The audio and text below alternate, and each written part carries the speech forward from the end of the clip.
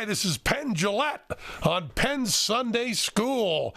Today it's going to be just me alone with Lawrence O'Donnell Jr., MSNBC pundit, also the producer, head writer of The West Wing, and he's got a new book called Playing with Fire about the 1968 election, and we're going to talk all day today and all day Wednesday about this book and Trump and everything else in the goddamn world. And now, here he is, preaching love, Penn.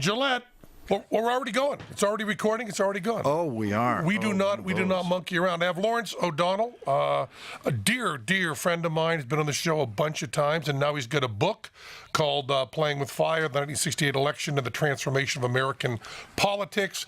And I'm going to do something nutty, Lawrence O'Donnell. I'm going to for the first time in your life. I'm going to actually talk about the book. Oh, okay. I'm not going to use it as an excuse to just have you on because this book killed me. And by the way, the people that are listening, even though you may think that, you're a libertarian and you're all this and that, and Lawrence O'Donnell is some sort of left-wing nut job, all that is true, but the book is still great. It's still great. And I love the fact you hit this pocket in this book that you always hit when I'm talking to you personally, and I see less in your public life, which is incredibly opinionated, but without an agenda. I think I'd call it, opinion without adjectives in a way. Mm-hmm. And so what it is I every once in a while in the book reach into my authority. And an example would be when I'm talking about, say, Senator Eugene McCarthy and Senator Bobby Kennedy, both Democratic senators, both thinking about running for president in 1968 in opposition to the Vietnam War, which would mean they would have to run within their own party, the Democratic Party, to try to get the nomination away from their own Democratic president, Lyndon Johnson, who presumably is just going to cruise to re-election. And this is a wild thought. No one's ever tried to do anything like this, but there's a lot of senator to senator action in this thing, and a lot of secret visits of one senator to the other senator's office, and conspiring of sorts, and every once in a while I will lean in there and talk about things like Senate friendships, because I worked in the Senate long enough for Senator Daniel Patrick Moynihan of New York to know some things about that and the oddities of Senate friendships and how they aren't like any other friendships. They aren't like what you and I have, or what we might refer to as real friendships out there in the world, because these are relationships that are forced upon these people by voters. The voters of Minnesota who sent Gene McCarthy there, the voters of New York who sent Bobby Kennedy there as a senator, voters of Massachusetts who sent Teddy Kennedy there, and so these people are forced to deal with each other.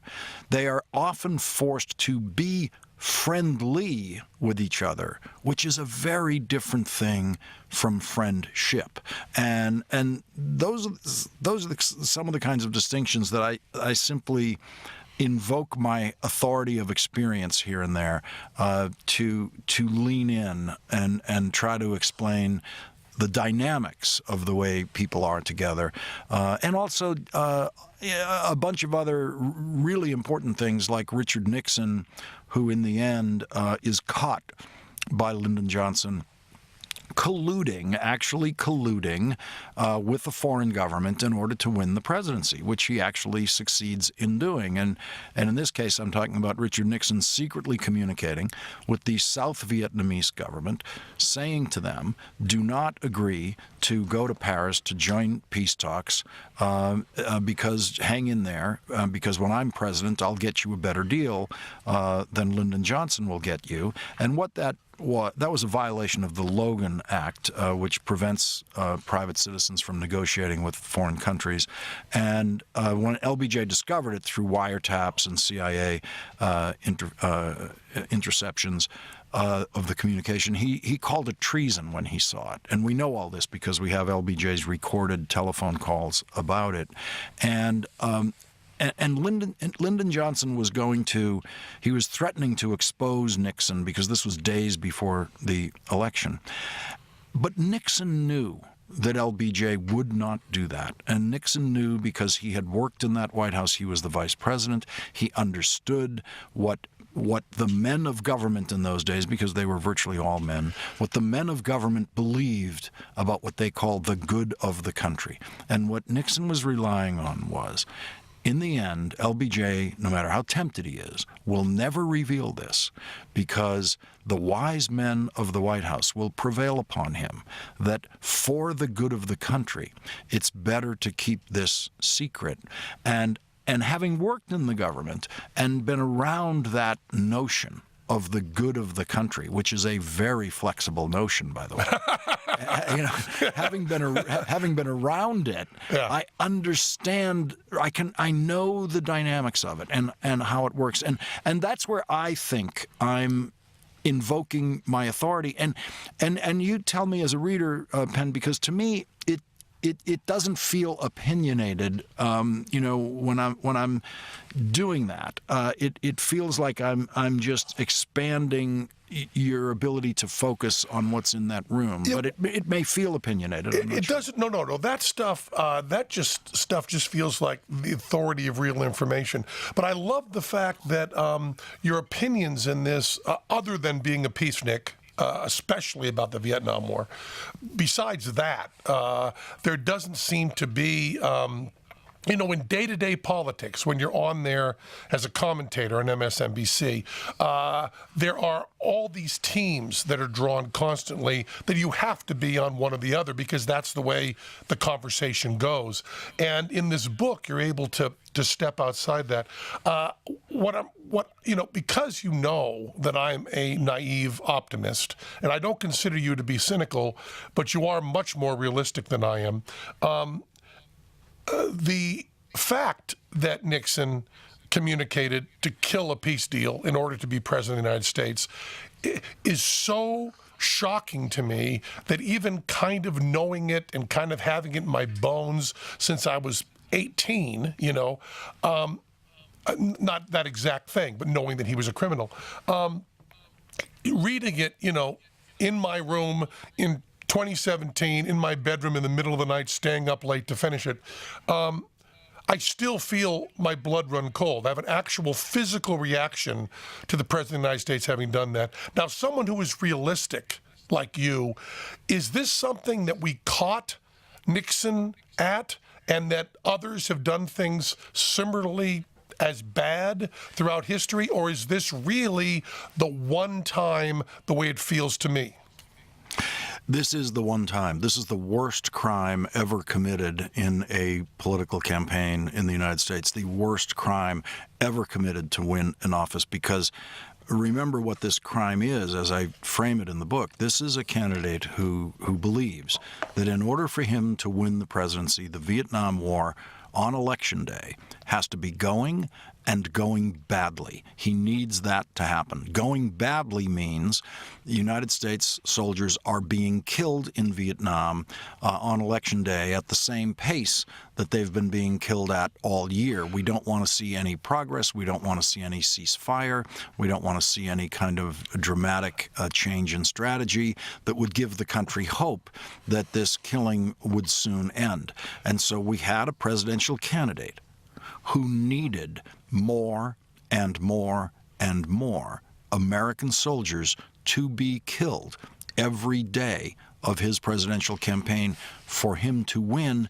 In his view, this was the Nixon strategic calculation about how a Nixon candidacy would win. It would win only if American soldiers are being killed at a horrific pace in Vietnam in 1968. And he got his wish. And he got his wish in the end by preventing the peace talks from getting underway. The Soviet Union was helping us. The Soviet Union was secretly working with North Vietnam and the Viet Cong, saying, you need to go to Paris, you need to cooperate. They were willing. They were ready to go. The Soviet Union had helped set up that part. The South Vietnamese government, which existed at this point, thanks entirely to the support of the United States, thanks entirely to the American military. That's the only reason the South Vietnamese government continued to exist.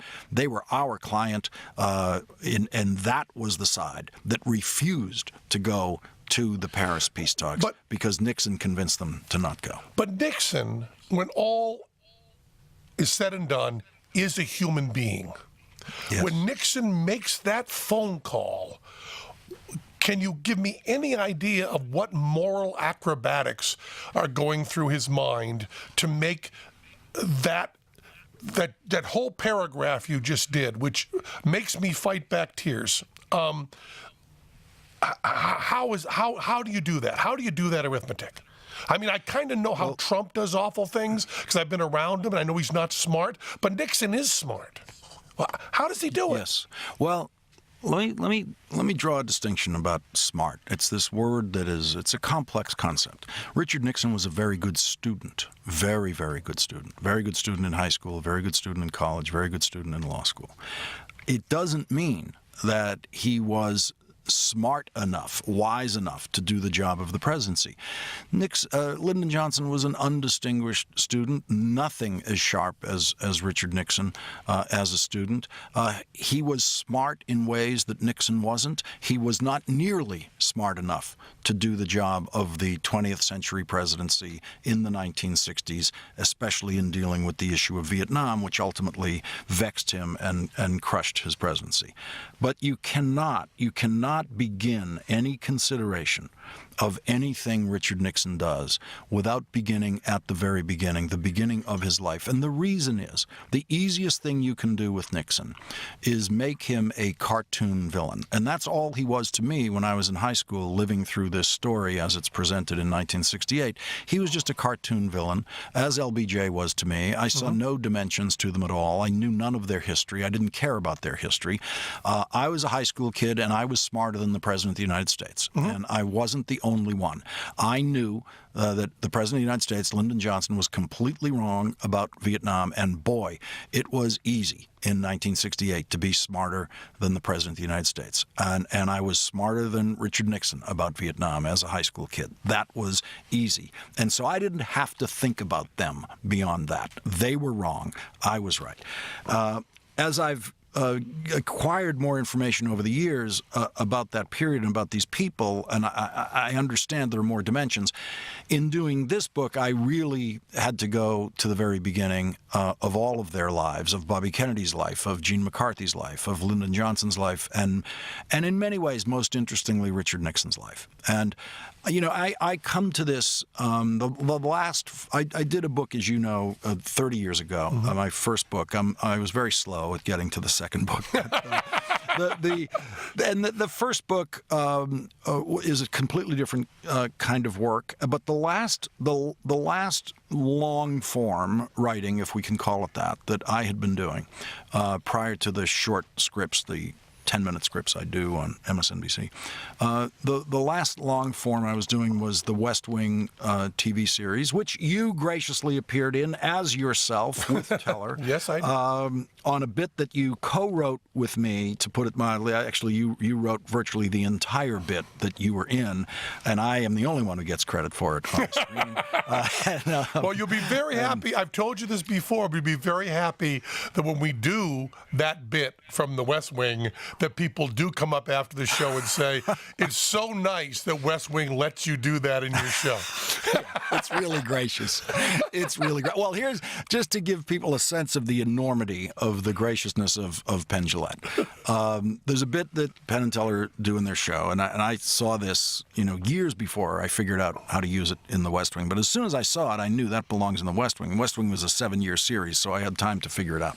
And I finally get it into the West Wing. And some of the lines that you, Penn, do on the stage in that bit, I gave to other characters in the West Wing to make them smarter about this.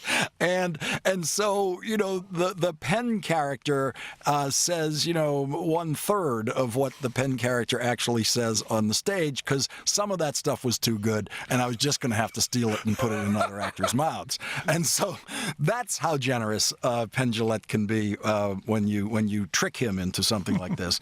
But that was my last long form writing, and one of the things as a screenwriter that you really, I believe, absolutely must adhere to is in fiction, and you can control this in fiction, but in fiction you must love all your characters. The so-called villains to you as the author of them are not villains. They are people who you understand, who you've created, who you have sent into this point in their lives where there is a dramatic choice to be made.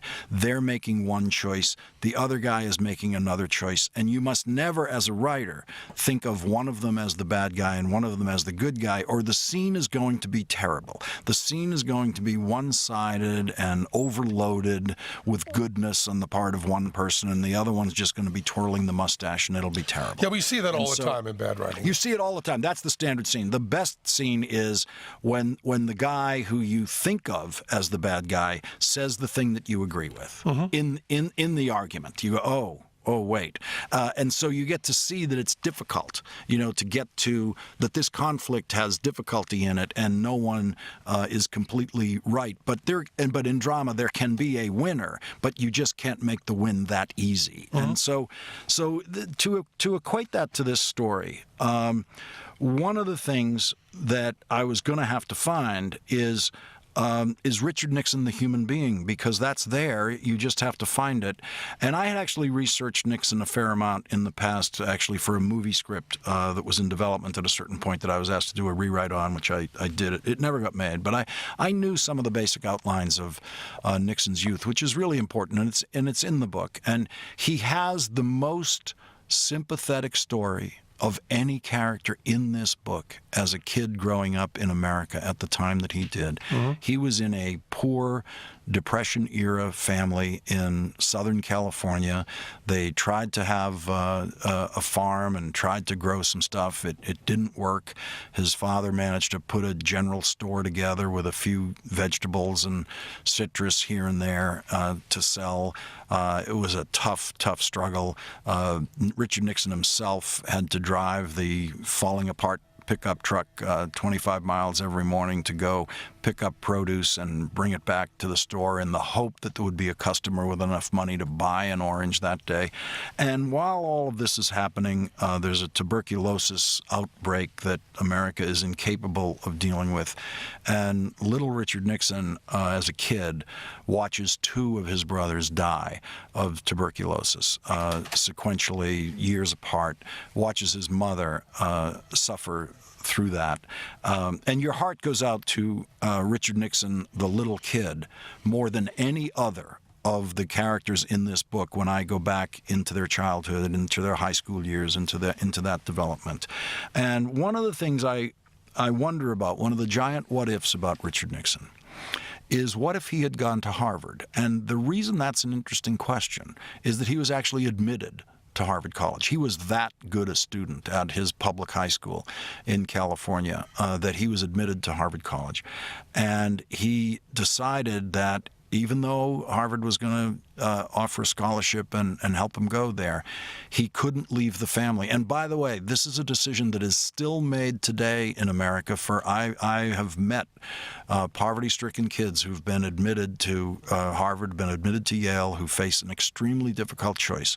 Do I go off to college on this full ride, or do I stay here in Texas or wherever in case my mother loses her job as a cashier at 7-Eleven? Because if she does, she's going to need me. And some of those kids decide to go to local community colleges or local colleges, which is what Nixon decided to do. He went to a local college. He never left home because he couldn't leave home because the family needed him there. And what's so interesting about that is he was allowed to live a relatively insular life at a moment where if he had gone to Harvard, it's possible that he would have had a Jewish roommate, he would have rubbed elbows with a more diverse crowd, and he wouldn't have developed as an adult with this extreme and relentless resentment of what he saw as that northeastern establishment, this mythical, negative force in his life run by Harvard men and Jews. And he is so anti-Semitic when you pick him up on the White House tapes that he created that it is really startling. And there were men his age all over the country who shared exactly that kind of casual anti-Semitism. But there were others who didn't, and one of the reasons they didn't is that they had school experience with Jews. They had military experience with Jews. The Jews were not some theoretical population who they were imagining controlling things. But Nixon had the life that he had. He had the upbringing that he had, and he had a pretty quick rise in politics from congressman to senator to vice president. And along the way, he was developing a method of trying to demonize his opponent, not just not just disagree, which was still something that was quite common. It was very common for people to run for, say, United States Senate in this country without ever mentioning the name of their opponent and without ever making a reference to their opponent.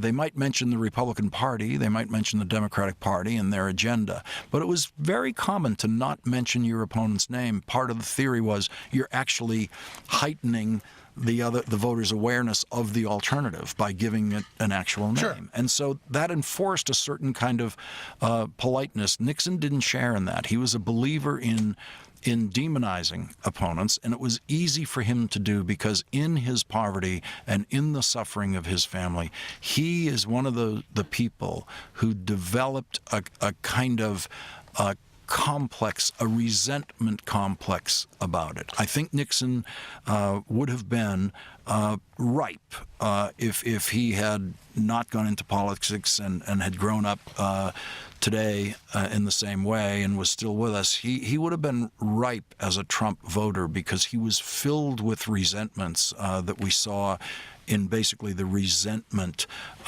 case that Trump would make on a stage every day that his voters responded to. But I'm hugely sympathetic to who Nixon was as a person and how he became the very first vice president in history to lose a presidential election. And he loses it in 1960 as the vice president to Jack Kennedy, our very first glamorous presidential candidate and our first glamorous president, and he loses it by less than 1% of the vote. And Richard Nixon had every right to believe that that election was stolen from him in Chicago by Mayor Daley and by the Kennedy machine, who Daley was in service to, and that it was utter theft, and that an honest recount would have proven that. And Richard Nixon had the grace in that moment to not demand a recount. And I have to say, it did look graceful even in 1960 that someone had come this close, someone who lost the presidency basically to the chicanery of the mayor of Chicago, did not put the country through what he perceived would be the horrors of a recount. And this was something that Nixon did for the good of the country. Nixon privately believed that for the good of the country, I shouldn't do this. And he was also very fatalistic about it. His private attitude was, well, if they could steal it on election night, why can't they steal the recount? And so Nixon. So some of the grace goes away there. So yes. But look, I mean, every decision a politician makes, every single one has a practical component. Mm-hmm. So you were never going to find a politician making a decision based purely out of grace or, quote, the good of the country. There will always be inside it, around it, on the edges of it, a practical set of reasons why you should also decide that. But, you can easily imagine a bitter Nixon, a bitter character going, I'm not letting these Kennedy gangsters get away with it, and I'm putting them through the embarrassment of a recount. And sure, Daley might still find a way to cheat the recount, but I'm going to make everybody watch this recount and watch Daley cheat the recount. You know, you can easily imagine someone saying, let's do that. And I would say there was enough of a combination of factors, including Nixon's own respect for the office of the presidency. I should put it a different way. For the concept of the presidency. That there was enough respect for that he wasn't going to put the presidency through it.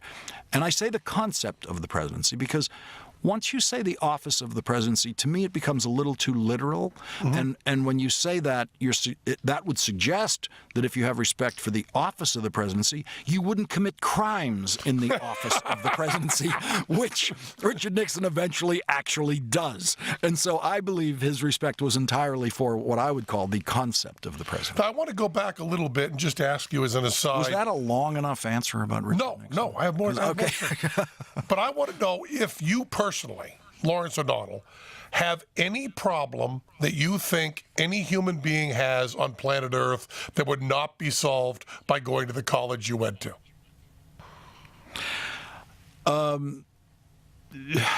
Yeah, there's that way of looking at it. I suppose you could find that in what I was just saying. Look, if he had gotten into any other college, I wouldn't have to ask that question. But it's just that he, my point about him. We know, we know actually through history some of the people who were at Harvard College at the time that Nixon would have gone. Yeah. The Kennedy mystique would not have been such a mystique to him because he would have met those people. He might have had one as a roommate. And Ben Bradley, the editor of the Washington Post, who was to grow up to be the editor of the Washington Post, was at Harvard at that time. Yeah. With, by the way, John Kennedy, who was to become president. And those two guys thought it was absolutely perfectly normal that, they would end up in these positions in their lives later. I'm president, you're the editor of the Washington Post, and they're very, very, very chummy. And so, no president likes the way they're being covered by any newspaper. But JFK was never going to lose it over what the Washington Post was doing because he knew who was doing it. They weren't mythical people to him. Well, you do have. I don't understand any of this, having not, having gone to clown college. I don't understand. Which was one of your killer lines in the West Wing Yes, script. Okay, that brought the house down And gets at the right moment. Gets quoted all the time. So I don't understand being roommates with someone who's going to change the world. Right. Yeah. I don't understand. Well, let me just say. So So I went to Harvard in the 1970s, and you certainly don't have that feeling at the time at all. When you're there, you're not thinking about that. By the way, I was there. It was a totally different institution. When the Kennedys were there, Jack Kennedy, it was a dress code, and you were wearing a necktie and a blazer and all this stuff everywhere you go, and it was all very formal and very male. And Radcliffe College was the sister college of Harvard, but it was its own thing. It was adjacent. It was considered a separate institution, but sort of together in spirit. By the time I'm there, there's a full merger with Radcliffe College, and you have co-ed dorms and no dress code, and we're all hippies, and we're all going to grow up to be basket weavers. There's no careerism. You're not sitting there going, hey, is he going to be a Supreme Court justice? There's no careerism. There's no nothing. You can't conceive of any of that at the time that I was there. And then as these things happen, and I didn't know the right crowd to know this kind of thing, but yeah, it turns out that some of those people were headed for places like the Supreme Court and headed for positions that none of the people in my crowd were dreaming about or thinking about or had the slightest intention of pursuing. And so it's a big enough institution that you can have a set of friends that don't feel connected to any of that stuff. Now, you did mention this earlier, but I don't know if you know how intense it is in your book. This was pointed out to me, and it's kind of mind-blowing. You said that it was the men who ran this. Do you know how many women with jobs are mentioned in your book? Oh, the actual count. The number. Do you know the number? I'm going to do it in my head right now. It's entirely possible that it is 2. It is, if you count delegates, it is 3. It is I Jessica. wasn't counting delegates because it's not a job. Right, Jessica Tuckman, Yeah. right, is mentioned, and Fannie Lou Hamer, Fannie Lou Hamer, yeah. is mentioned, and then delegates, and that is the entire end of the list of people who have jobs at that time in this story. Isn't that remarkable? Fannie Lou Hamer is a complicated case because there's moments in the story where she doesn't have a job because she's just been fired from her job because she tried to register to vote.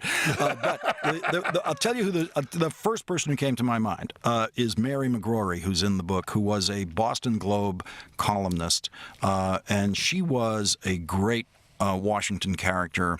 Because she'd been a Boston Globe columnist and still was, she went to Washington when the president from Boston went to Washington, when JFK became president. And so she was in the thick of a lot of action here and in the thick of a lot of action in the book. And there are moments where, and she knew everybody you needed to know, especially on the Democratic side of politics and on what you could call the Irish Catholic side of politics in Washington at the time. So many of these characters are that. Eugene McCarthy, Senator Eugene McCarthy, Irish Catholic from Minnesota.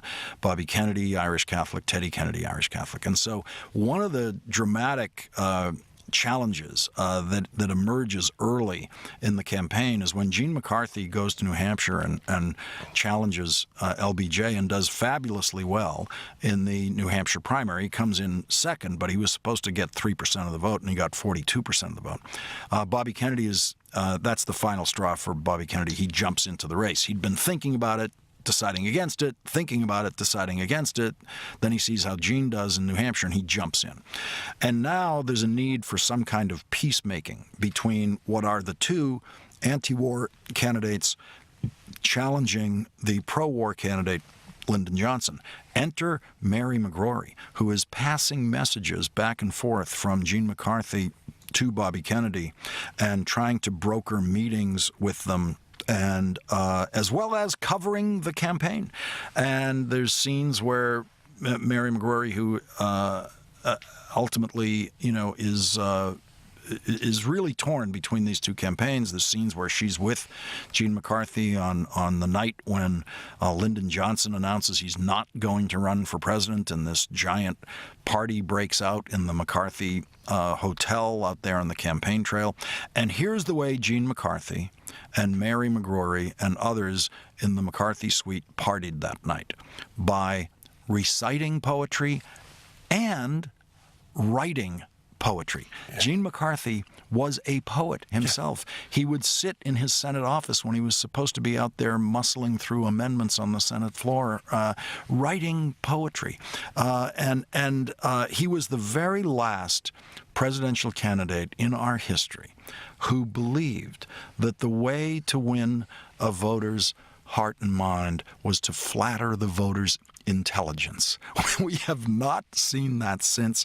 He used to pull out poetry quotations out of his head in the middle of speeches spontaneously. Everything from Shakespeare to Yeats, he would just have it ready to go. But also writing his own poetry, and that was his form of partying on the big party night of the campaign. That may be one of the things that I found most striking about Eugene McCarthy, was just when you have speeches that have poetry quotations. I read that. I read that stuff, and that's what I read before I go to sleep is poetry. And the idea that a politician would do that is. I wanted to ask you that. I'm going to jump over. You just said it. What I want to jump to is, do you have anyone today that is Eugene McCarthy? No. There's a kind of bravery involved with Gene McCarthy that you don't see now. And there's a kind of intellectualism that you don't see. I have absolutely no doubt that Harvard Law professor Elizabeth Warren is an intellectual, and she does the opposite thing that Gene McCarthy did.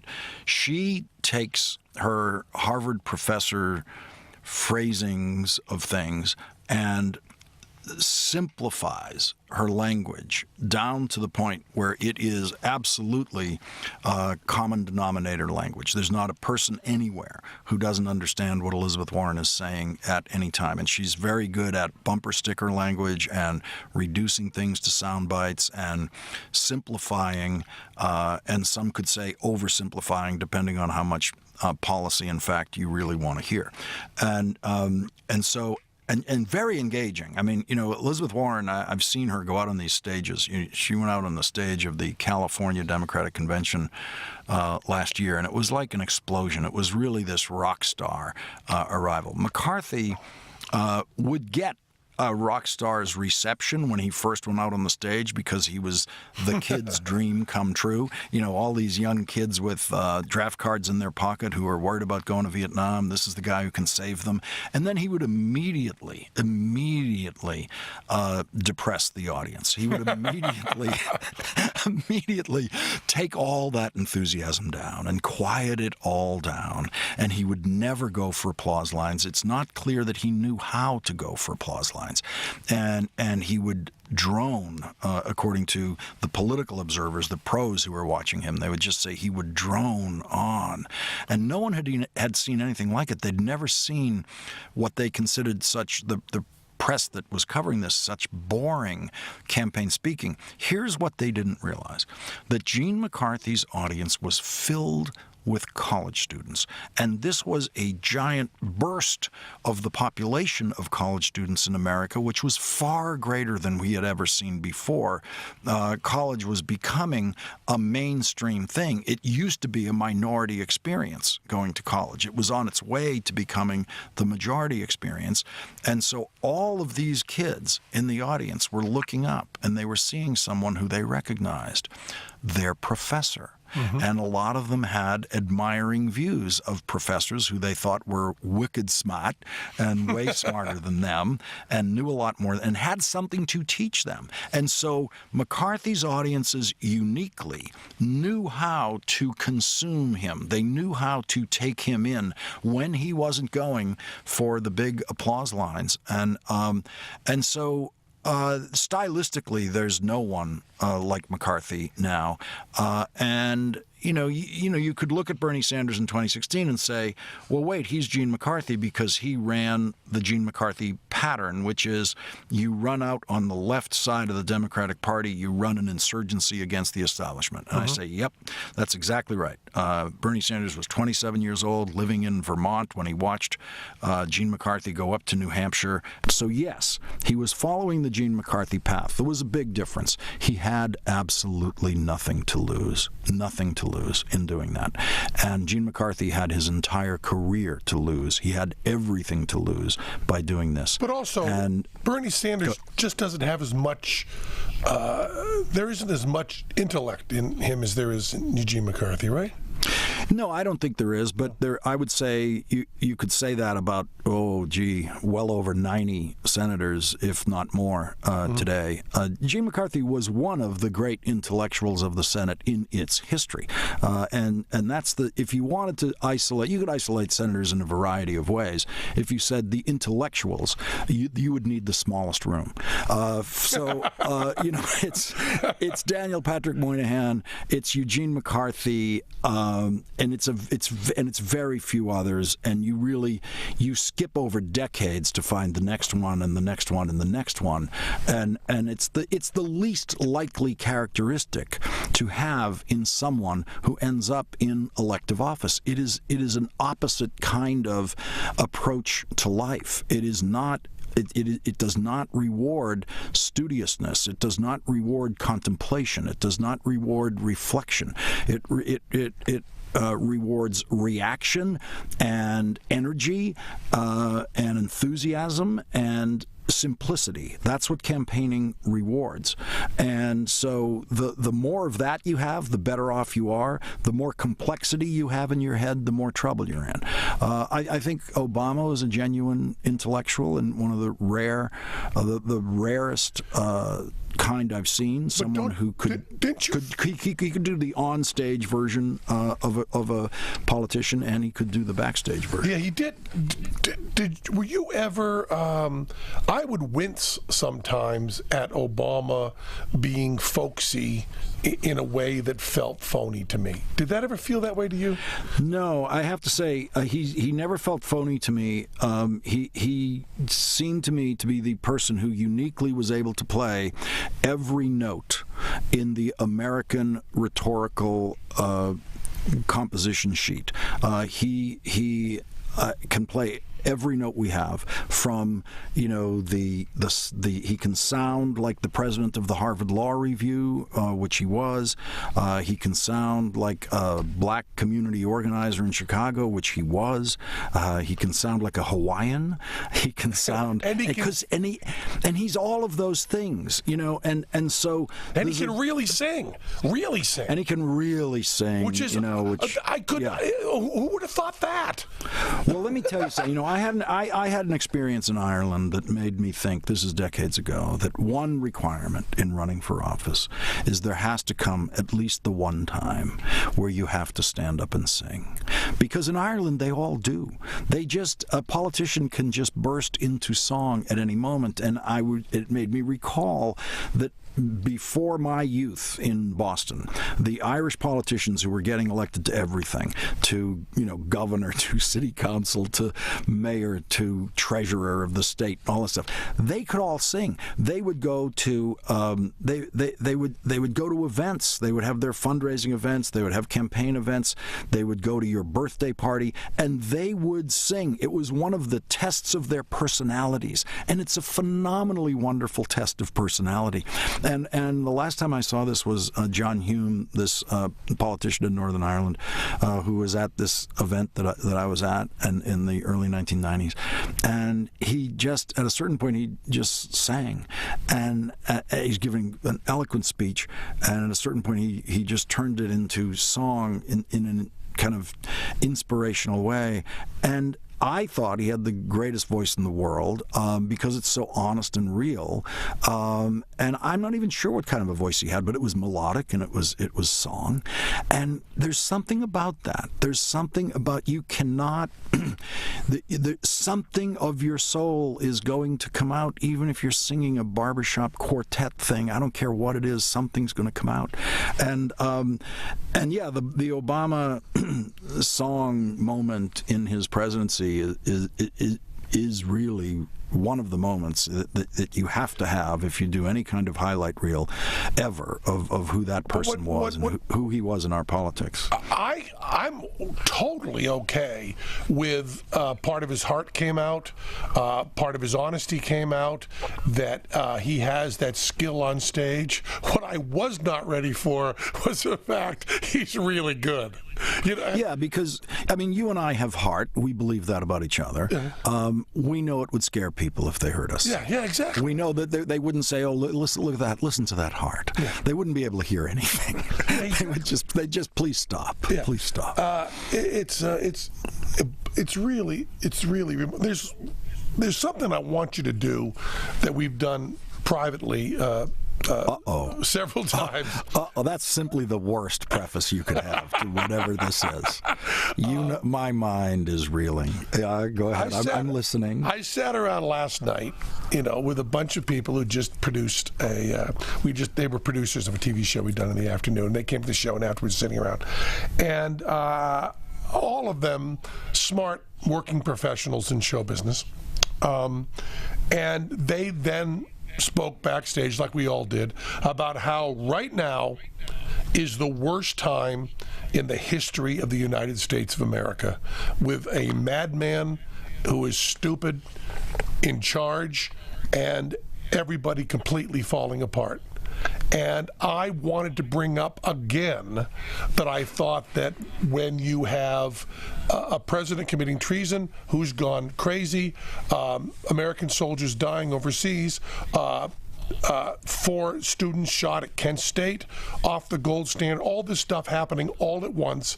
That is a worse time. I believe if I were 62 years old in 1970, I would be seeing the end of the world more clearly than I'm seeing it right now. You'd be in utter hopelessness, as we were. And yeah, I think whenever anyone says that, I think the easiest response is the one you've just given us, which is how many protesting college students did the National Guard shoot and kill today or yesterday? And the answer is 0. And that's a very, very important answer. And and how many military funerals did you go to this week? How many funerals of members of your family did you go to who were killed in a war that was hopeless and that was not going to be won and that was a complete mistake? And the answer is now, if you consider that to be what's going on in Afghanistan and Iraq, it's now an occasional thing statistically that happens. But there are those who can legitimately hold the view that what's going on in Afghanistan and Iraq militarily for the United States is something that we must do, even if the original intent in Iraq turned out to be a complete error, to put it mildly. But let's just take in some scale.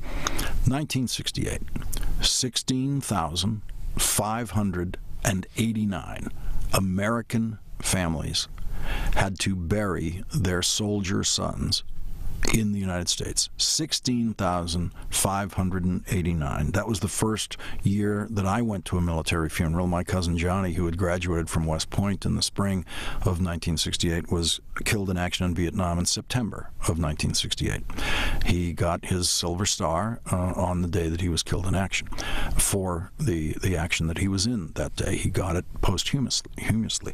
And that was my first military funeral, and I'm standing there watching my uncle John, who himself was a kid from Brooklyn, who managed to get himself to West Point, graduated from West Point, went into service in World War II and the Korean War, and collected over 26 combat decorations, including 8 Silver Stars for himself.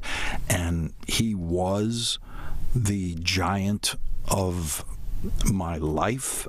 There was no one, there has been no one that my brothers and I have ever met in our lives that we hold in the kind of awe that we held my Uncle John. And there's my Uncle John, the general, saluting and crying at his son's funeral in September of 1968.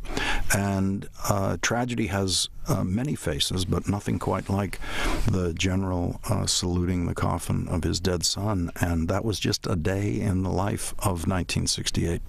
16,589 of those funerals, and in the totality of the entire 21st century military exercises in Afghanistan and Iraq, in the entire 16 years of that, we have had 6,883, not 6 months of 1968. And so anyone who wants to talk about how dark today is, and it's dark, it's a different kind of darkness, and your boyfriend isn't being killed by it, and your cousin isn't being killed by it, and your grandson isn't being killed by it.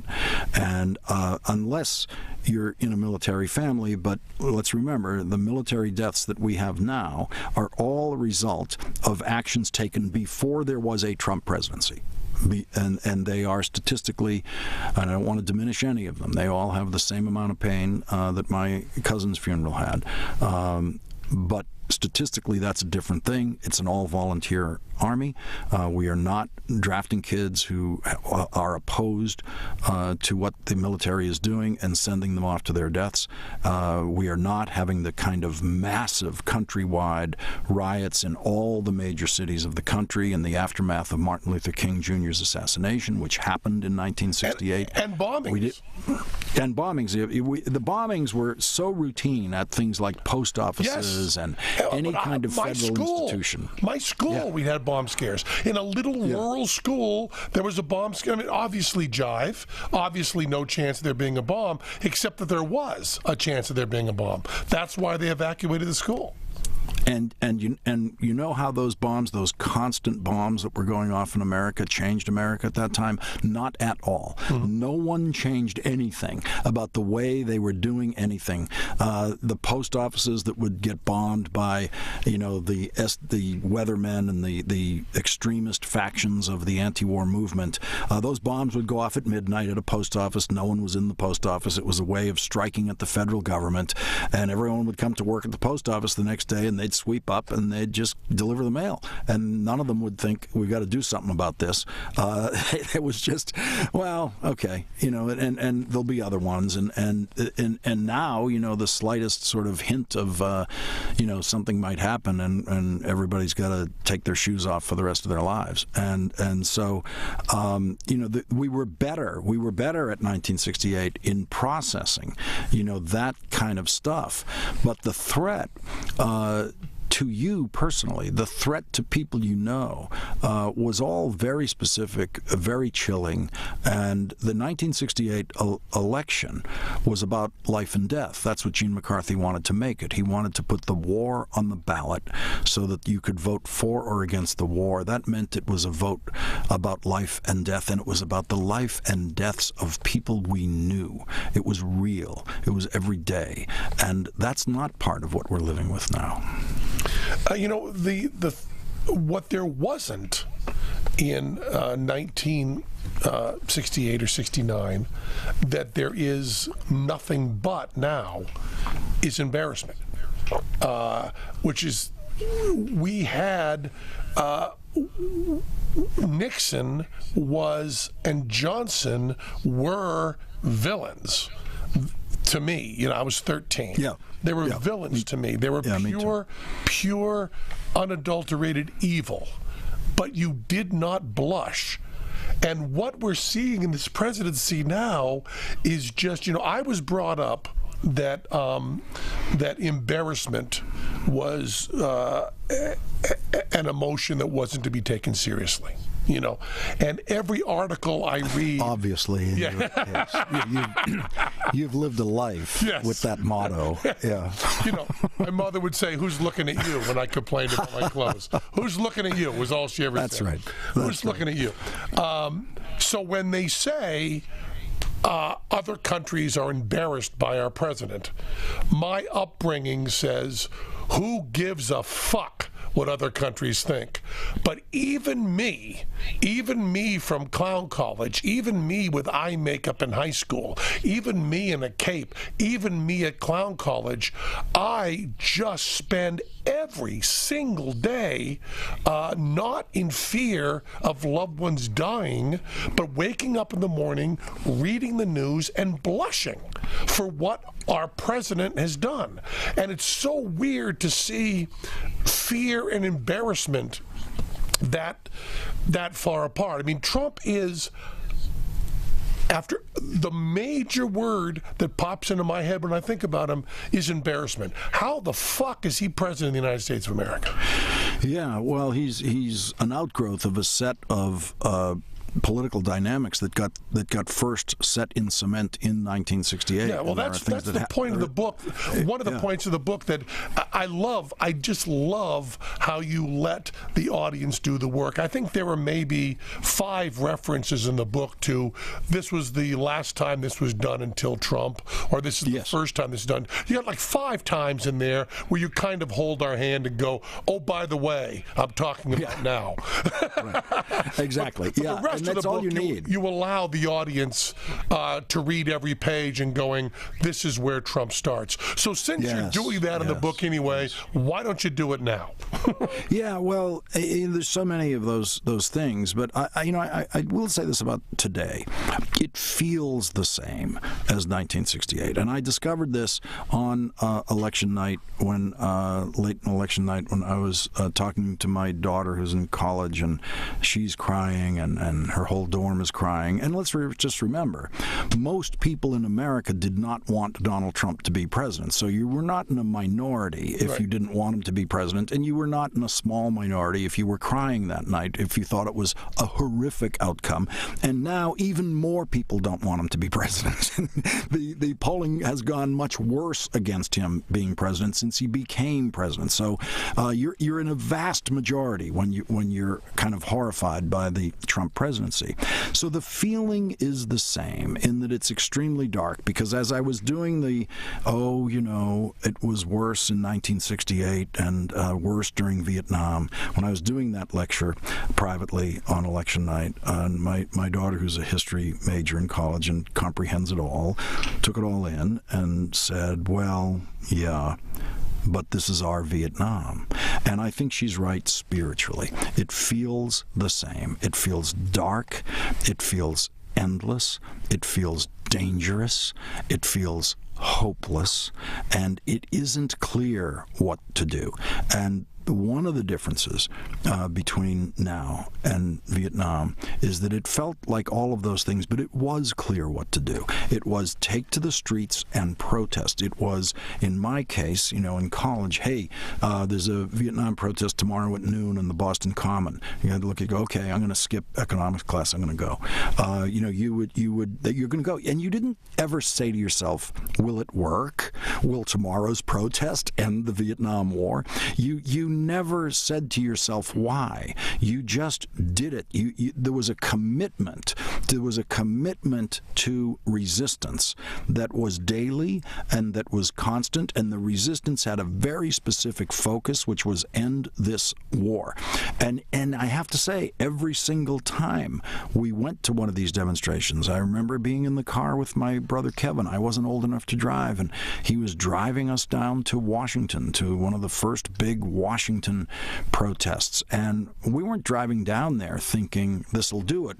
We were driving down there thinking we have to be there. We have to be there. And it was I wasn't using the word at the time. I didn't realize that this is what this was at the time, but it was citizenship demanded that we be there. And in certain instances, because of the whole kind of rock and roll spirit of it that was out there, it was the place to be. Mm-hmm. It was like, oh, there's a big protest, and that's why they would have musicians there. That's why the organizers made sure that Peter, Paul, and Mary would be there. They would make sure that different musicians of the year would be there at these protests, because they knew, oh, well, that has that concert sense of the place to be. But no one was really there for the music. They knew that would be there. It was real commitment, and so we were willing to do this for as long as it took. We didn't think, oh, it'll end in 1975. We didn't even venture guesses about when it would end when we were protesting in 1970 or 72. We weren't thinking about it. We were protesting in 1974. We weren't thinking, well, it'll be over next year. No one was thinking that. It was, we've got to do it, right up until it was over. And so we had a place to put our feelings that was clear and that was specific and that was loud and that was constant and highly organized and was constantly being done. We also keep coming back to this idea of villains. Whenever you're writing, if you're writing a James Bond movie, if you're writing a Spider-Man movie, you need to have a villain that can go up against your hero, or your hero's no good. You've got to have somebody that's at a super powerful level so that you have drama. And Amazing Randy, James Randi, my friend, my hero, my mentor, is always speaking out for rationality. So he would always be speaking against psychics. He'd be speaking against people who could claim to do psychokinesis and move things with their minds. And every time I would have a meeting with Randy, one of the kind of board member meetings of what to do with his organization and how to get the pro-science word out there, we also had this problem on Bullshit, is you end up going up against dipshits. And you can't feel like a hero when you've got a guy who's saying, I can read the mind of my goldfish. So you come out in a debate with that guy and you go, you can't read the mind of your goldfish. And you don't feel like you should be wearing a cape and tights. You don't feel like a superstar, you know? It's one of the reasons that when Christopher Hitchens had to debate on religious issues, it was difficult for him. If you see some of the videos, he can't go up against Ham or one of those guys because it looks like he's beating up a special needs person, you know? He doesn't have that. So in, LBJ, how many kids to kill today? Nixon's breaking in. He has the dark bags under his eyes. He's just, you can put the mustache on him, you know, and you can feel like a hero going to that rally. I will tell you, even for me, who I know, and you know, that Trump is worse than the people that hate him think he is. We both know that. We've been around him. We've known him for years. I've worked for him. And I don't mean on Celebrity Apprentice. We were co-workers then. I mean on the casinos that he took into fucking bankruptcy because he couldn't even run a casino where people come in and give you money. I mean, if you can't make money at a casino, you are the ultimate dipshit. People walk in and give you money in cash. And he couldn't run it. He couldn't do it. He couldn't do that without stealing from contractors. He couldn't even run a casino. We know how bad he is. But when you are punching him, when you're arguing with him, and I've seen you do it. I've watched you do it on your show, you know? You're making these really important, intelligent arguments against Trump, and you look like an asshole because you're punching a clown. Not to use the masturbation thing, but I mean it's just so foolish. And there's a kind of dignity, and I mean this is a horrible thing to say because Vietnam, it was life and death every day, and you've made it so clear, the funerals and stuff. But when you were out protesting, you were protesting something that could be called, if you had a religious sense, evil. You know? Yeah. And the real thing that hurts us in our life, we are post-Judeo-Christian morality because it was easy to think in the 70s something that was not true, which was that there was actually people trying to do things that they thought were bad, and that LBJ in some way wanted to kill those people, and so did Nixon. Now, you said Nixon decided to kill those people. That's different than wanting to.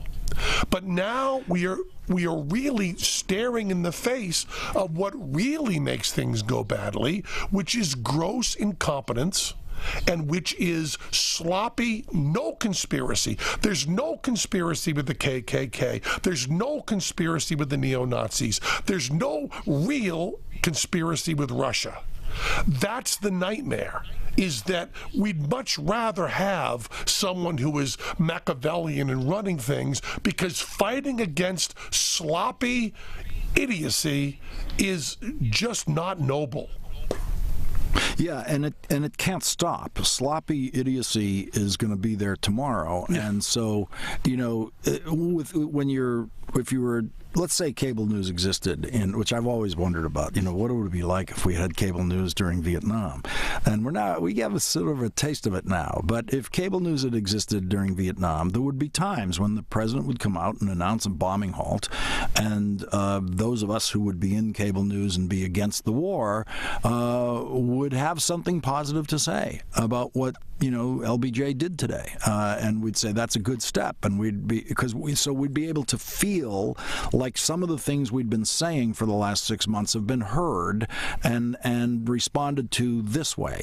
And like you say, with the Trump presidency, there's not a single thing that I can say that will be heard by Donald Trump and have the slightest effect on him, because he's mentally defective and it can't land. It's impossible for it to land. He can't process it. But and so here's the big but, and this part kind of surprises me in a way.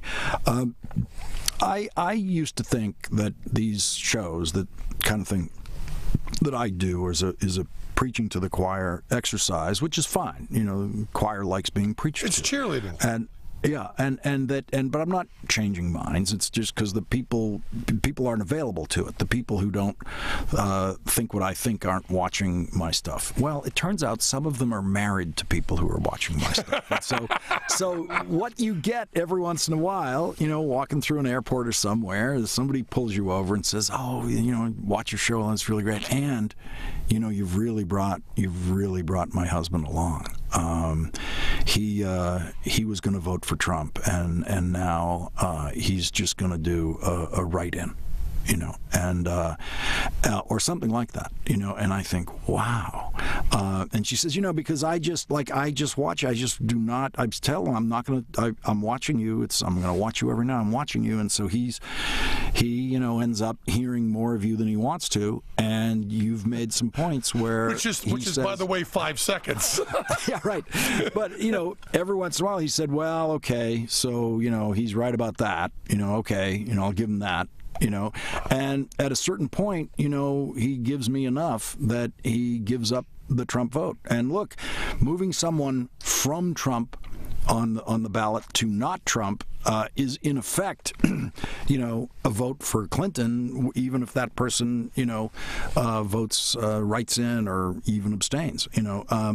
But moving them all the way from Trump to Clinton is a different exercise, and we know that happened. We know that it happened, and we know that during the campaign, people like George Will, the reigning public intellectual of the Republican Party, quit the Republican Party when Donald Trump got the nomination of the Republican Party. He said this party has nothing to do with conservatism anymore, and it has nothing to do with me, and he had the intellectual honesty to quit the Republican Party and strongly advocate that no one vote for the Republican candidate, as did so many thoughtful Republicans. And so they didn't expect to be advocating against the Republican candidate, a year before that. But then I have this story that I always have to keep in my head, and it was something that I learned in the very building I work in now, in this NBC TV studio complex here that I work in Rockefeller Center. And I was there when I was working for Senator Moynihan, and he was going to appear in the Today Show, and he and I were in the green room, and this is the early 90s, and of course the Soviet Union has fallen, the Berlin Wall has come down, something that everyone should remember today. No one ever expected to see the Berlin Wall come down until it came down. It wasn't the week before. There wasn't a single pundit anywhere in America the week before the first chip came out of the Berlin Wall who predicted that a single chip would come out of the Berlin Wall. It seemed as strong the week before it came down as it seemed in its first week. So we never saw that coming, and that was one of the greatest developments of the 20th century, was that coming down, and eventually the Soviet Union collapsing, which again no one saw coming, except, I have to say, parenthetically, Daniel Patrick Moynihan, who had predicted it some decades before that for a variety of reasons that he was able to do. But so we're there, and Moynihan had been the ambassador to the United Nations, and so he was up there constantly railing against the Soviet Union in his speeches at the United Nations. And now we're sitting in the green room, and here's the Russian delegation. It's not the Soviet Union anymore. The Russian delegation is here because the Russian UN ambassador is going to appear on the Today Show this morning for something else, something unrelated to why Senator Moynihan is there. We're off in a corner, and he's looking over there, and he's looking at different guys who he thinks he recognizes, and he says, I think he's KGB. I think he's KGB. Meaning, when I was ambassador, that guy was part of the KGB group in the UN delegation, the ones who are supposed to be diplomats but are really spies. And he's just, but we have no contact with them at all on the other side of the room. And Moynihan's got to go on first. He gets up. The two of us get up to leave the room. And one of those guys who he had, pointed out as believing he was one of the KGB thugs of yesteryear comes over, and he's this this burly, kind of scary-looking guy who somehow knows how to tie a necktie at least, and he's saying in the most heavily accented English you could imagine, this Russian accent through it. We can't quite make out the words, but the second time he says it, because he has to say it twice, because we both just nod blankly. The second time he says it, we get the words, but not quite the concept. He says, "We were listening," and we nod. Now we know what the words are, and then he says it a third time, and his smile is bigger than ever. And when he says it the third time, Senator Moynihan gets it before I do, and he says, "We were listening," and Senator Moynihan's face lights up, and the smile goes ear to ear, because he understood exactly what this man meant. He meant that every day that you stood up at the United Nations railing against us and what we were doing wrong, we were listening. And this is what we have become. And I'm telling you, the joy that Professor Moynihan experienced there, because his life had been the hope that you were listening. The hope that you were listening when he was a Harvard professor and lecturing the students. The hope that you were listening when he was on the Senate floor making what he thought was an important speech. The hope that you were listening when he was on the floor of the United Nations. But the hope that you were listening never included, even in his wildest hopes, the idea that the Soviet delegation was listening to what he was saying about them, and they were slowly changing their minds about themselves. And so the capacity for minds to change, which feels impossible whenever you're in a dinner table argument and you do your best stuff and the other person does not say, "Okay, you're right, I give up." That never happens. And so you feel it's hopeless, and you feel minds can't be changed. And all I can tell you is what seemed like the hardest, iciest minds in the world, the Soviet delegation to the United Nations, they were listening when the American ambassador was criticizing them. That's amazing. And it's also, it's really important to remember at the Thanksgiving table when people are ranting and raving to their relatives that you're just not ever going to get, and you don't want to get someone just going, "Oh yeah, you're right." I think you and I share this.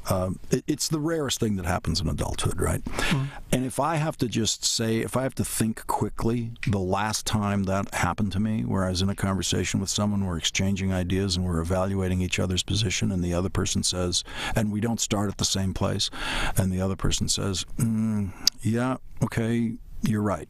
That person was you. You are the only person, and I do it with you, and it thrills me to do it because I am always thrilled to discover that there are more dimensions than I've considered, and that there's a way to see this that I don't currently see it.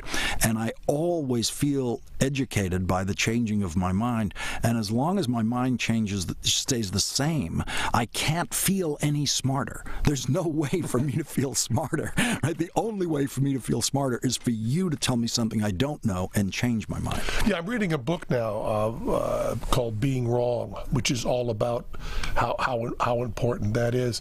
But I really want to make this point because it's something that if I had one, which is odd to do on my show, if I had one thing to say to your listeners, one of the damages, and I've talked to you about this a little bit and how much it breaks my heart, one of the damages, and the list of damages is seemingly endless. One of the damages Trump has done to our society, more than to our country, because I don't know what that means, but to our society, is that he's made me see sides of my liberal friends that I don't want to see. And I want to be able, I wonder how long after Trump it'll take me to forget, not what Trump said, because he'll go away like this to me. It's what the people that I dearly, dearly love, and you may know who I'm talking about here, that I dearly, dearly love, who are correct in their assessment of Donald Trump, who are saying things that I'm afraid I'm going to have trouble forgetting. Things like, if you voted for Donald Trump, you are a racist, you are a misogynist, and you are a homophobe. And they have built up this view of a Trump voter. Pretty much anything you say about Donald Trump, except that he's conspiring and that he's smart, I'm going to agree with you on. Anything you say about that, I'm going to agree with you on. But what you say about his voters is a very, very, very different thing. And one of the things, they are listening. The people who disagree with us are listening. But please, please, please show them some love and some respect, because the Trump voters are people who have been, in many cases, beat to shit for many, many, many years, and who have things that they were sick of that they should have been sick of, and wanted, in some cases, to just send someone to the White House who was different. And Donald Trump lied to them, he scammed them, and they are victims. And when you say to someone who voted for Trump, you are a racist, the person listening to you knows you're lying, because they know they're not racists. And if you say to them you're a homophobe, they know you're lying, because they know they have a gay cousin who's super okay. And if you say they're misogynist, they know you're lying because they love their wives and their daughters. So all I'm trying to do is get my liberal friends, who are completely correct, to try to put their hostility toward Donald Trump and not toward the voters, who are people who just bought they bought a stereo at a Times Square scam joint. You know what I mean? That's their sin. You know what I'm talking about? Sure, and I think this kind of stuff comes out of the mistake that is made every time with every candidacy, and that is assigning an identifiable single motivation or set of motivations, clearly identifiable set of motivations for voting for that person, voting for Clinton, voting for Obama, voting for Romney, voting for Trump. And what is lost in that is that the most common form of voting in America, across the board, for every office, but absolutely for president, the most common form of voting in America is lesser of two evils. That is the most common form. And that was the election we ended up with in 1968 between Hubert Humphrey and Richard Nixon. There were no Humphrey enthusiasts outside of the Humphrey family. There were no Nixon enthusiasts outside of the Nixon immediate family. And if he had had more daughters, then there'd be more. But that was it. And so it was a lesser of two evils vote. That is the kind of vote that I grew up understanding, the lesser of two evils vote. And so it's a tremendous mistake to ascribe to the Nixon voter a whole bunch of things that they like about Nixon. It's just that he wasn't Humphrey, and the other way around. And so, and that's always true in every election. There's a tremendous amount of lesser of two evils voting. Was that true with Kennedy? Oh, sure. Oh, it's always been true, because you have to understand when you're down to two parties, which is what we have. We've limited ourselves to that. You're never going to be able to express yourself. It's very rare that you're going to be able to express yourself fully politically through the vote for a Democrat or a Republican, and that's why we've had things like the Green Party and other things spring up, is because people got dissatisfied with that. By the other things, you mean the Libertarian Party? Go ahead. The Libertarian, yeah, I want to say exactly. that. Yeah, and so it's hard, to express yourself. But so one of the other mistakes is to talk about any voters who've gone in a certain direction as all thinking the same thing. And so, yes, David Duke, the racist, is a Trump supporter and voted for Donald Trump. And yes, says he's a racist. And says he's a racist. Says he's a racist. That's yes. important. That's really important. And American Nazis all had a favorite candidate, and his name was Donald Trump, and they've never loved a candidate more than they've loved Donald Trump. And they yes. say they're Nazis. That's right. And that's they say all they're I want to Nazis. say Okay, every great. time. Right, okay. But there's a lot of racists who don't say they're racists, and so there was a place for them. So the interesting voter, okay, the only interesting voter, the only people you can, it's ridiculous to try to persuade, to try to think I can convince, every Obama voter to vote for Mitt Romney. That's impossible. It doesn't matter what happens, okay? And it's impossible for you to convince every Romney voter to vote for Barack Obama. It's impossible. So there's a built-in of the Trump voter, there's no more than of the ones who actually voted for him, there's no more than about 20% of them maximum who are available to ever vote for someone who doesn't have the word Republican beside their name. It's impossible. They will never vote for the person who doesn't have the word Republican beside their name. Some of those votes are racist votes. Some of them are Nazi votes. Some of them are rational, completely rational votes in the following way. If the only thing you care about is cutting taxes, any kind of taxes, any time, that's the only thing you care about, and you don't care about the debt and the deficit, and you don't care about the delivery of government services, you don't care about any of that, the only thing you care about is cutting taxes, you should vote for the Republican. That is a logical vote, and it has nothing to do with anything but taxes. If the only thing you care about is abortion, and you believe abortion is murder, it is inconceivable to me that you would vote for a candidate who does not pretend, at least, as Trump does, to be opposed to all abortions. That is a logical vote based on the way you think. It also makes you completely and permanently unavailable to the Democratic candidate, no matter what they say. There is nothing they can say. And so, there's a limit to how much, a very small statistical limit to how much you can actually gain by trying to convert people who have voted a certain way.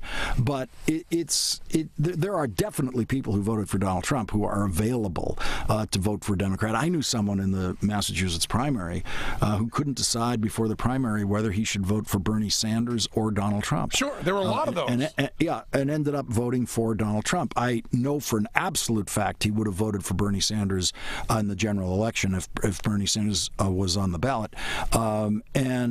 And I also know a bunch of Trump voters who dislike Donald Trump, who believe Donald Trump is an idiot, who believe Donald Trump is an ignoramus, who believe everything about him on a character level that we believe. I know those voters. I am related to some of those voters. and the reason they voted for Donald Trump was about things like taxes and those kinds of issues that have nothing to do with anything a Democrat's ever going to be able to say. But there's not a single joke you do about Trump. There's not a single tweet Trump does that they don't think is idiotic and ridiculous, and they share all of that feeling. And they now fear, the single biggest and most important thing to fear with Donald Trump is that we do finally have a president who is so deranged that he could get us into a nuclear exchange with another country. That was inconceivable. And there was no version of Nixon that was going to get us into a nuclear war. No version of Nixon, no version of LBJ who was going to do that, ever. And now we have a president who is capable of that. Everything else they do, we can undo. If you don't like what they do with taxes, don't worry about that long term. That legislatively can all be reversed. If you don't like what he's done with regulations or health care, any of that, all those things can be restored. It can all. The one thing you are not going to get a do-over with is nuclear war. So, what do you think? I've talked to people who know people who know people, which means people making shit up, who say that if Trump goes for the button, the Secret Service will stop him. Do you have any hope of that? No. If you know the process, it really isn't possible, and that's the horrible danger of this. And we've let it get out of control because we have always assumed we would have the same kind of rationality in the section of the president's brain that deals with the issue of nuclear weapons. And that has been true. They have all thought about it identically. They've all seen it identically. And now we don't know that. And so here's your problem. Your problem is 6 minutes. You know Donald Trump. I mean, you know him. I don't. I've met him once or twice before he was a candidate, just literally for a second walking through the hallway somewhere. I want you, who know him, to think about these 6 minutes. It's the middle of the night. We have suddenly gotten an alert that there appears to be an incoming nuclear strike on the United States. This has happened. This has happened a number of times. They have turned out to be false alarms. The most dramatic one happened with Jimmy Carter as the president. National Security Advisor Zbigniew Brzezinski gets the first call. They believe they have incoming from the Soviet Union. Brzezinski does what anyone would do on his end of the phone. He says, check again. They check again. They believe that's what they have. Brzezinski knows that if he tells the president right now, the president has 5 minutes to make a decision about what to do, because Brzezinski has just used one of the minutes.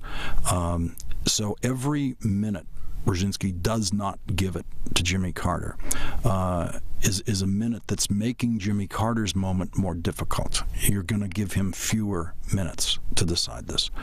And so Brzezinski does the riskiest possible thing that he can do under those circumstances. But at that point, trying to decide which of these things is the most risky is very hard to say. He could have just immediately called the president or asked for another check. And he asked for another kind of check that was going to take longer. And so he knew that by the time they finish this, and by the time I give this to the president, there will probably be less than 3 minutes for the president to decide what to do. And it's not an obvious decision, because your choice is this. Your choice is to retaliate or not retaliate.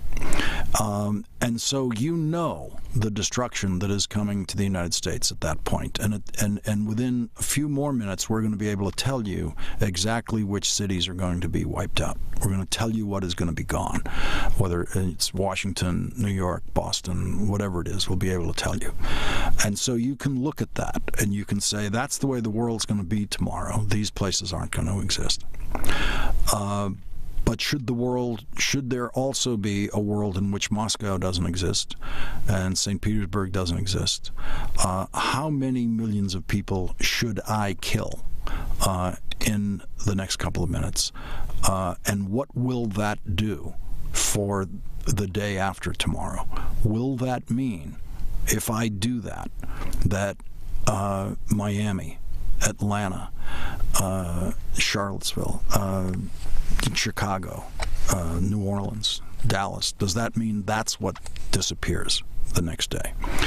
So the people always thought that the question of what the president does when these missiles are in the air headed for the United States is simple. He simply retaliates. It's not that simple, because the president has to decide about that next stage. And so there is a strong argument to be made for taking the hit and not going further. And there's also a very strong argument to be made for retaliation, and we know what the American mind would instinctively want, and that would be retaliation. Needless to say, these are the most inhumanly difficult moments that any human being will ever be presented with. Those minutes in which you have to decide whether you are going to retaliate and exactly which cities you're going to retaliate on, and with what degree of lethality are you going to retaliate.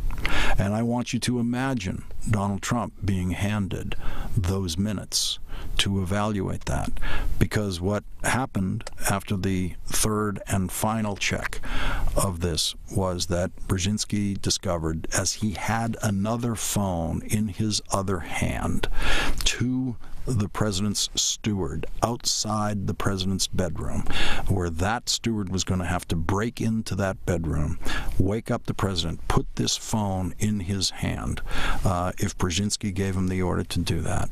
And the word that Brzezinski got back was, it's a false alarm. But let's imagine if the Trump National Security Advisor gives the president... Who is that?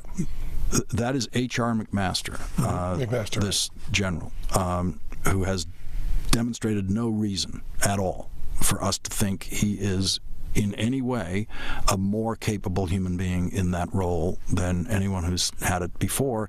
And what I Mad just Dog described, is his nickname, is that right? No, that's the defense secretary. Okay. but you know, what I've just described is an inhuman thing for either one of those people. You know, either one of them, whether it be Condoleezza Rice in that role or whoever's in that role, that person has a horrible role. And then the president has a horrible role to try to fulfill. And it's an inhuman level of pressure and complexity. And so we have the weakest mind in the history of American government is at the end of the line of this decision making. And, you know, his... he would, I think we can all kind of predict he would immediately order the retaliation and then discover after the ordering of the retaliation that the incoming is a false alarm. That's what you'd get from him. Or, you know, the incoming is real, the retaliation is on, and we have no idea what happens tomorrow. But you're making this sound much rosier than it is. What's the rosy part? Because, no, the fact that you said the weakest mind, it's the weakest mind and the weakest heart. I'd be okay with stupid if there was some love, you know. You've got neither with Donald Trump. Mm-hmm. You have complete lack of compassion. I've never seen anything, even a glimpse, when it was called for to be acted on the set of a TV show. I didn't even see him able to show compassion when it would have been good for the plot of his TV show. He couldn't even act it. I don't believe he's ever felt it. It's like that story of Dean Martin being asked to cry in one of the scenes, one of his movies, and saying he had never cried before. I believe that's true. I believe that Donald Trump, he did later when his son died, but he hadn't up to that point, Dean Martin. I don't think there's any time that Donald Trump has shown any sort of honest, uncontrolled empathy, you know. Oh, I agree.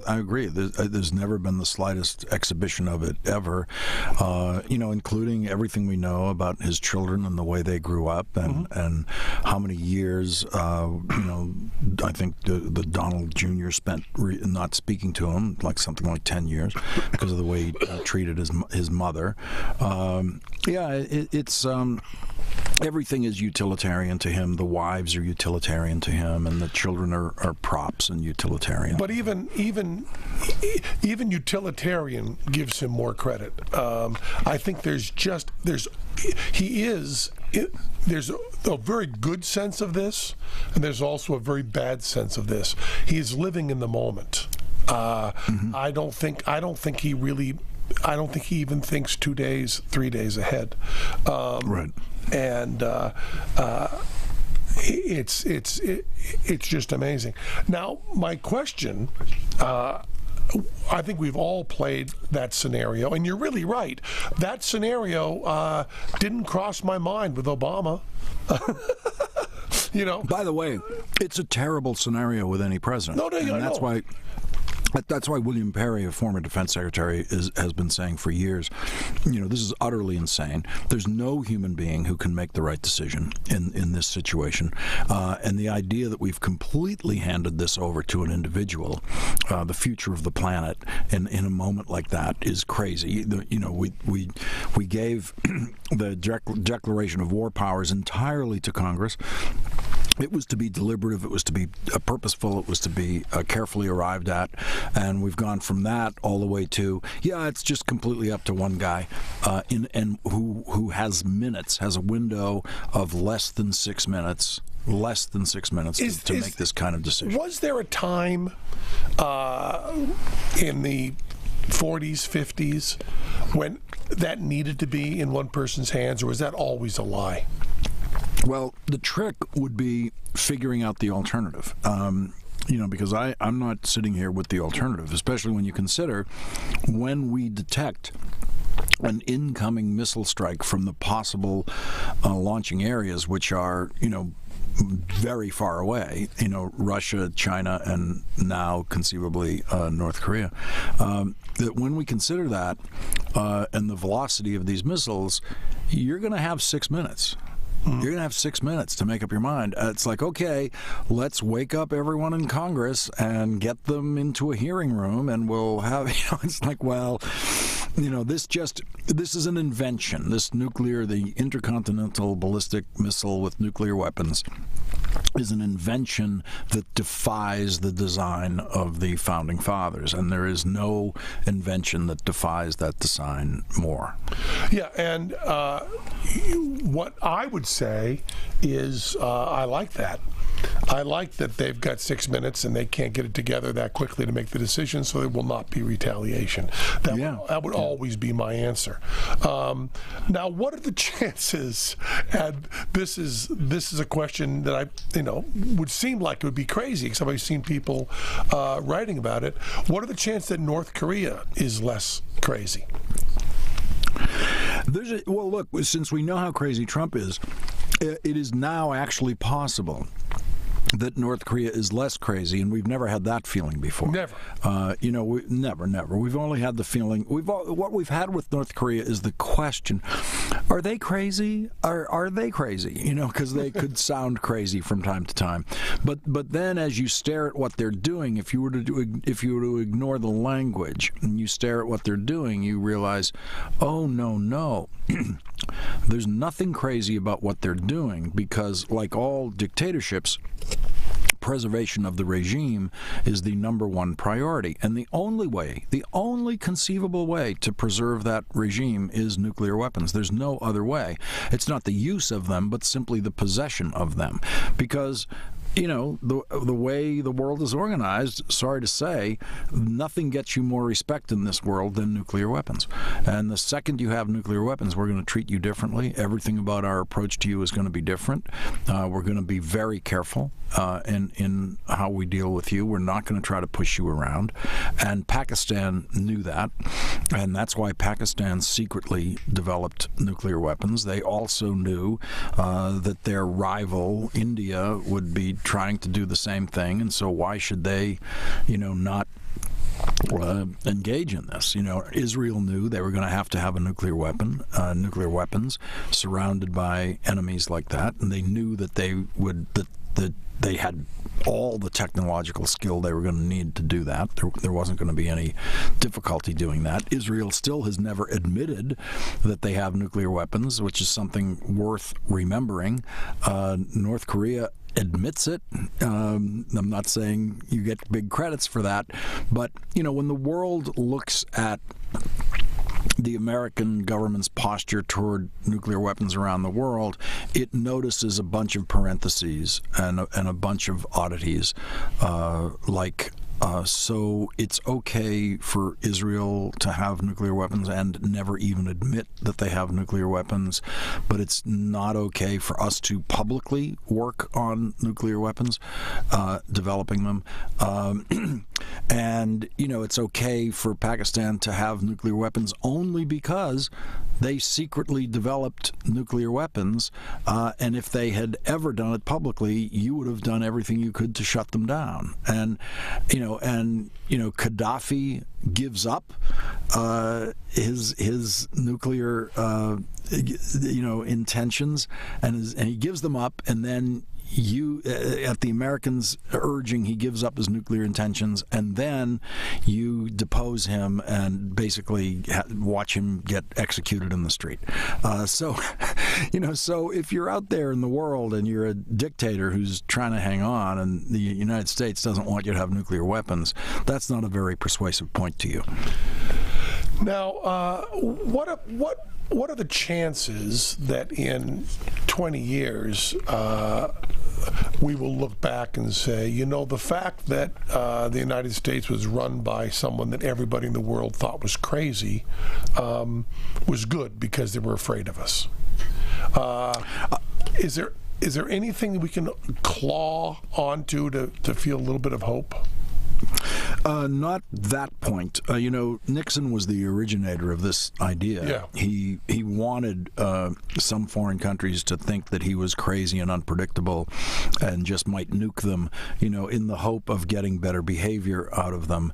And it actually can't work for a variety of reasons. It just doesn't take that long to figure out that Nixon is not going to nuke them, and so it was called the madman theory, right, in Nixon's version, and he wanted the Vietnamese to think that. But now we have a madman that they're not going to find out won't do it.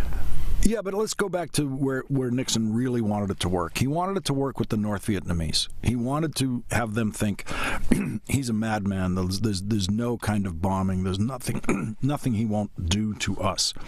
And the problem with that, and why it could never work, is that the North Vietnamese were committed to their cause in a much stronger way than the South Vietnamese were and than the American military was.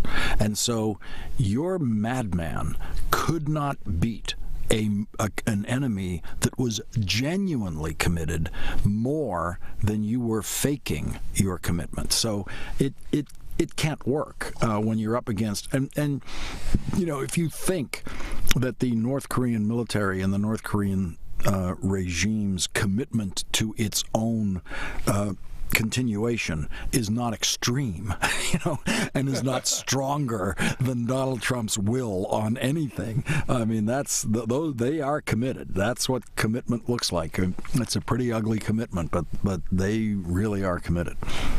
Yeah, so our crazy can't touch their crazy. All we can hope for is that their commitment is somewhat tempered by some sort of self-preservation. Well, what you're hoping is what they are committed to is surviving, and you're hoping that means continuing to live, because if they would prefer to die rather than be merged in some way or surrender something to some kind of cooperation to South Korea, then you've got a problem because then they're homicidal, then they're suicidal maniacs, and they can't be.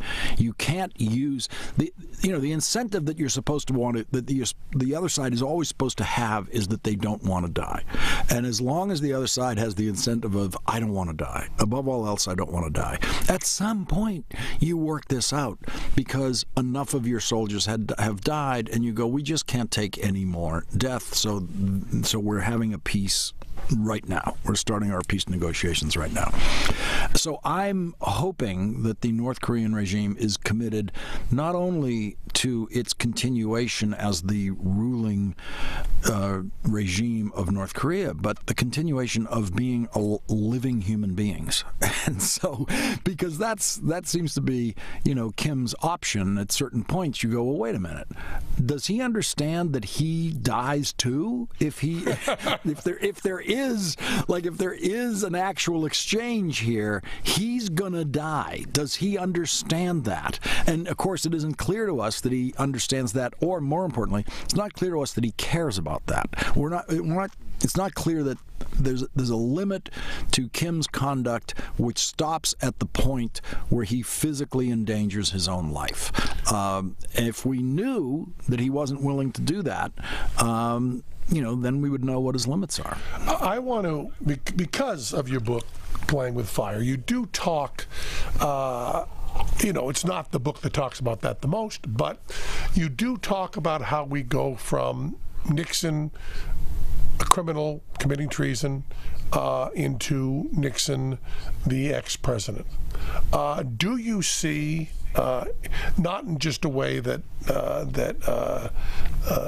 is kind of pundit stuff, but do you see a mechanism for how Donald Trump gets out of power? What does he have to do? What line does he have to cross? We know that we saw that in Nixon, but what line is Trump likely to cross, and what events would happen to get him out of power? Well, if you're dealing with likely, and you wanted to order them that way, I think it's all possible. I think he could be removed by the 25th Amendment. I think he could be found on the floor, just babbling and incapable of publicly forming any human speech, and to the point where they say, okay, we've got to invoke the 25th Amendment. The vice president and a majority of the cabinet sign a document saying he is incapable of fulfilling the duties of his office, and the vice president assumes those duties as what they call acting president, and Donald Trump still has the title of president, and they just can leave him in his bedroom all day or whatever he wants to do. That's one version of it. That, by the way, can be appealed by the president to the Congress, and then the Congress votes on it. So it could happen. He could get there.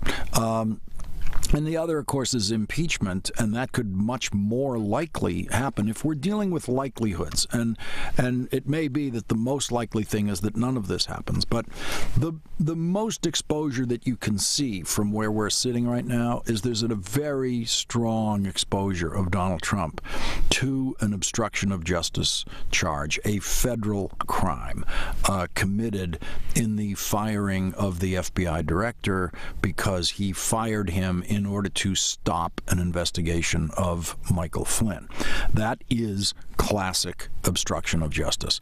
And because he is the single stupidest man ever to occupy any chair in the White House, including every single dinner guest they've ever had in the building, okay, in the history of the building, he actually said to Lester Holt in his NBC News interview that when he was firing James Comey, he was thinking about the Russia investigation and how that's nonsense. And, he's so deeply stupid that he was basically giving you what could be pieced together into a public confession of obstruction of justice. And so he starts, the case against Donald Trump for obstruction of justice starts on the 50-yard line. The special prosecutor only has to gain 50 yards to get into the end zone. He doesn't have to do the whole 100 yards because Trump took it halfway there, just in that one interview. So that's your most likely exposure to the president in everything that we currently publicly know. And do you like, I like to call him Bobby Three Sticks because his friends call him that, but you think that Robert Mueller's doing a good job? You never know. You never know what prosecutors are doing until they go public with what they have, and you never know how good a job they're doing. I've seen federal prosecutors do good jobs. I've seen them do bad jobs. I've seen them exaggerate stuff. For the most part, these are the best prosecutors that America has. It means they use a pretty high threshold for themselves about what they're going to consider worthy of criminal charges. They're not the type to just look for, can I trip them up on anything? Can I just get anything on them? And so these are your worst nightmare. These are the people you don't want to draw into your life ever. And so they're in Donald Trump's life. And look, this is one of those situations where his stupidity is his gift because he is too stupid to know how much trouble he's in. Whatever amount of trouble he thinks he's in much worse because he has no capacity to comprehend the skills and the powers of prosecutors and FBI agents who are assigned to cases like this. The only thing he understands, as I know you know, is sitting around rooms with guys in the real estate business where there's some question about how much money will they pay him to put his name on a building that he does not own, and it's strictly a licensing fee, and it's the simplest deal in the world. How much do you pay for that name? Or in the other instances that he was involved in earlier in his career, where he is actually trying to participate as a developer, but not the major developer, but the named developer in some kind of property. And there's virtually nothing at stake in those negotiations, as he has proven many times, because whatever the price is, he's going to borrow the money for it, and then when he borrows too much, he's going to say to the banks, I can't pay you back, and he knows it's so much money that the banks don't want to default on it, so they're going to work out a restructuring and all that stuff. That's all he's ever dealt with. Nothing ever mattered. No deadline mattered. No amount of money you borrowed mattered. It was never going to close in on you and kill you. And so he has no concept of the reality of these kinds of prosecutors and investigators being in his life a day to day, looking at everything he's doing. And so to the extent that he's able to sleep at night with this going on, that is all thanks to his stupidity. What are the odds he finishes out his term? I have no idea. It's pure guesswork. The only rhythm we know for this, it's an internal kind of body rhythm for those of us who were old enough in 1973 for the unfolding, and 74, the unfolding of Watergate, where we saw a president driven out of office through this kind of scandal, a scandal that smells like this. And that took 18 months from inauguration day of Nixon's second term to being on the helicopter out of town. And the one thing to know about those 18 months is that when we were at month 10, which is approximately where we are now in the Trump presidency, no one had the vaguest idea that anything had happened that could ever drive the president out of office. By the time we were a year in, no one knew that. The president left and quit 18 months in. And at 16 months in, there was not one pundit predicting that would happen. Not one.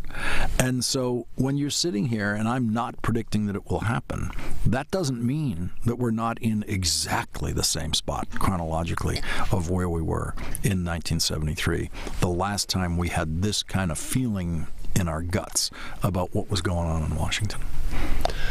Well, thank you. Always a pleasure. This is one of our shortest conversations. Yes, it is. One of the shortest conversations we've ever had. But I was told you had to be done at this time, so I'm trying to honor that, because you have to go and explain the world to people tonight on MSNBC. I got to explain the world. But really, it's a really good book, LOD. Oh, really you're a saint. Playing with Fire, the 1968 election and the transformation of American politics, especially if you are someone like me that knew all the words in this book, but not in this order. I knew very well put. I knew all the names. I lived through it. I watched it, and yet I was too young, and I wasn't really thinking. And you've made what history is supposed to be. You've made it a story, and every moment reflects on where we are now in a really rich and important way. And I love the fact that I think you could read an awful lot of this book and not know it was written by a guy on MSNBC. No, that's my ambition. Yeah, and I think I've gotten a lot of positive reviews from conservatives and Republicans who have read this book, who say it's absolutely even-handed and it's absolutely fair. And I just saw no need for me to ever put my finger on the scale of the politics of it. It's known fact. We know that we lost the Vietnam War. I don't have to argue that. It's there. And this is the book for the aging hippie hippie in your life, and That's me. You know, but it can be your grandmother, or your brother, or if you have an aging hippie in your life who you would like to understand, much of the explanation is in this book. And so I'm hoping that it's the Christmas of the aging hippie, and this book is the thing that brings the aging hippie together with everyone who wants to understand the aging hippie during the Christmas season. And because of the man in the White House, I can say this to you, LOD, Merry Christmas. Oh, yes, you can. It's now legal. I forgot. You can say Merry Christmas. You can feel Merry Christmas. And yes, you are the first to whom I will say Merry Christmas this season. Okay, thank you. That was Penn Sunday School.